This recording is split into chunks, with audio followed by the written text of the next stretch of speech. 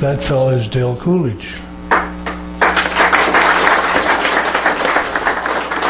Okay. Hopefully it's on. Yeah, it is. My famous table. Now, my last to flatten the stones, and one of the stones I didn't do at home. I couldn't remember which one it was, so I had to do all my stones again. Because the one thing you have to have is you have to make sure all your stones are perfectly flat. I use water stones for my chisels and plane blades. These ones have been soaking for 4 hours. Sometimes I just put them in water the day before. But you have to make sure that they're good and wet, saturated. These two stones I use dry as well as wet. But tonight I'm using, these are my coarse stones. It's an 800 grit and a 1000 grit. So if you have an old chisel and you want to start, you start with this. Now I use a jig for sharpening my chisels. This is a Lee Valley jig. It's very simple to use. I've been using it for about 35 years. And they have come out with a new jig recently. Of course, I had to have one. So last week I got a new jig. And what's nice about this is it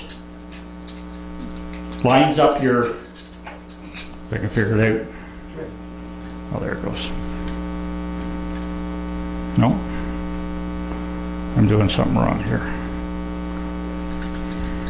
As I said, it's a brand new jig. There. It'll have to be easier than that for us. Yeah. Just okay. So what this one does is it has different levels, and I use the standard one is yellow. So then you set your pin at the angle that you want to set your chisel at. I do 30 degrees for all my chisels. So when you pick up an old chisel like this one that I found in my father-in-law's workshop, first thing you have to do is find out what angle it is. And I sharpened this one years ago and it's 30 degrees. So I set my jig up at 30 degrees, and then it's really simple to set it up.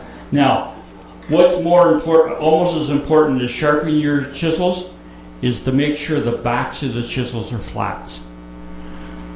So this chisel I haven't started, so I just work on it and get the back of the chisel flat, because guaranteed if the chisel's dull, you've got all sorts of chips in it. If it drops on the floor, it'll have a ding in it, and you won't get a straight edge. Now this chisel, I probably sharpened with my father-in-law 15 years ago, and he's been using it all this time with one sharpening. Needless to say, it won't cut into wood very well. But it's very easy to do the backs. I try and use all the surface of the stone.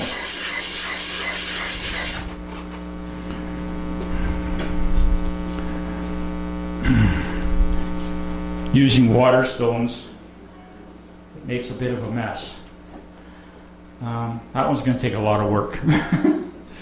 So I have another one here that I have already done the back. I cheated to make it simple. You always put tape on them? If I don't have a case for them, yes, I always put tape on them. Because guaranteed, if you go to pick them up, you're going to cut yourself.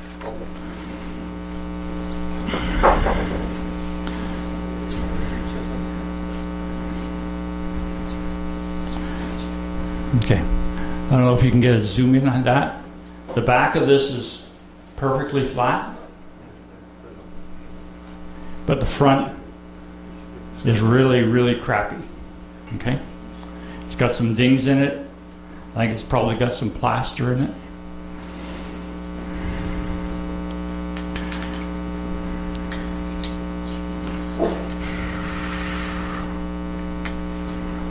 Nice thing about this jig is with this one, the old one, you're always fighting to get your chisel square. This is the inexpensive.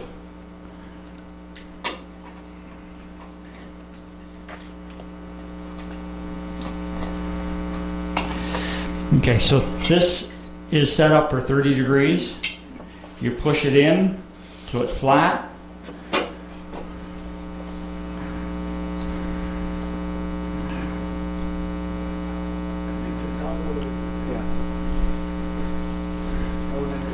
Throw in the towel. Oops, that's not right.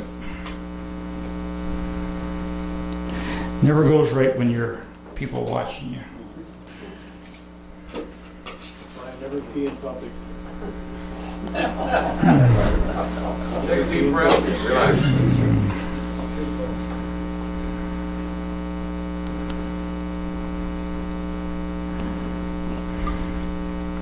Okay. Now, with this jig, you're always fighting to get it square.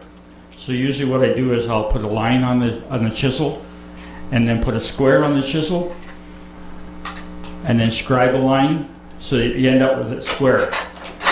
And when I go to do a chisel, I always use a marker and go over what has been done, so that when you put it in your jig and if you go to sharpen it, you know you're at the same angle. That's the old one, which I always fought with.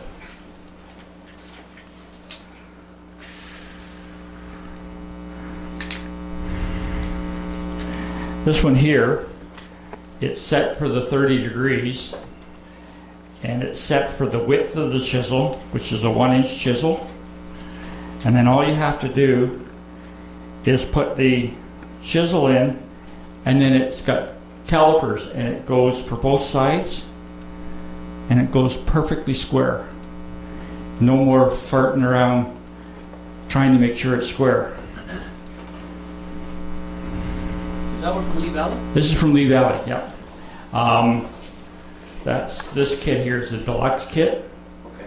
It has 2 heads. One is for chisels. It'll go down to an 1/8 of an inch wide chisel and up to 1.5 inches.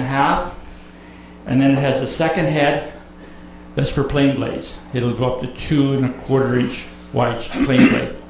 But what's nice about this one is if you want to use your skews for your lathe work and you want to put it at an angle, it will allow you to put it in, and it has increments here for your angle.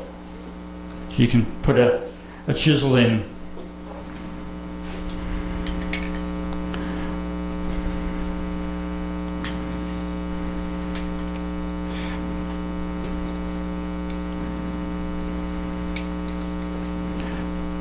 You can put a chisel in at an angle so that you want it because they're always at an angle. Most of them are at an angle, which is a really nice.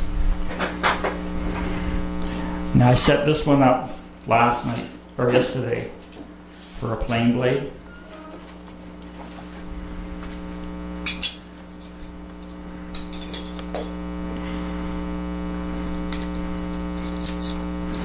Now that is guaranteed square. So if you wanted to do a plane blade,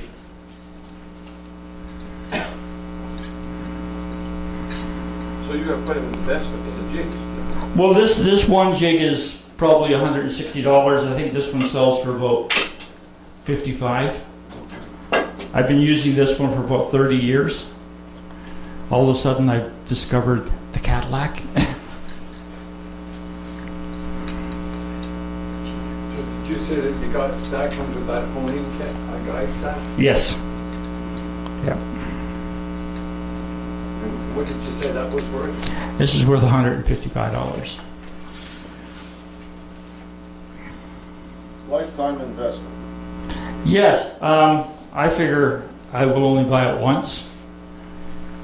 So I set it up for a 2-inch plain blade. The same cannot be said of Ron. Pardon? The same cannot be said of Ron. You may buy it a couple of times. You just drop it in. It's set for 30 degrees. Especially if you leave it in the club.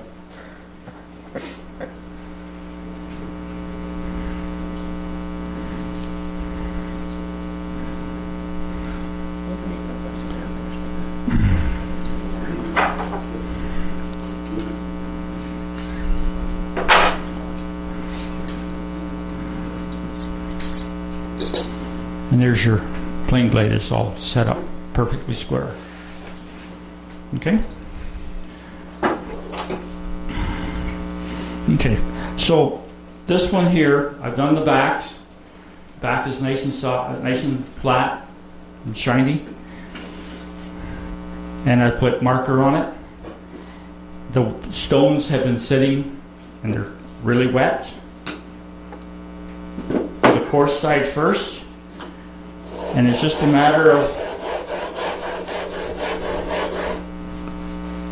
and you can see that it's taken it off perfectly even all the way across. So you know that it's at exactly the same squareness, which is the nice thing about this jig.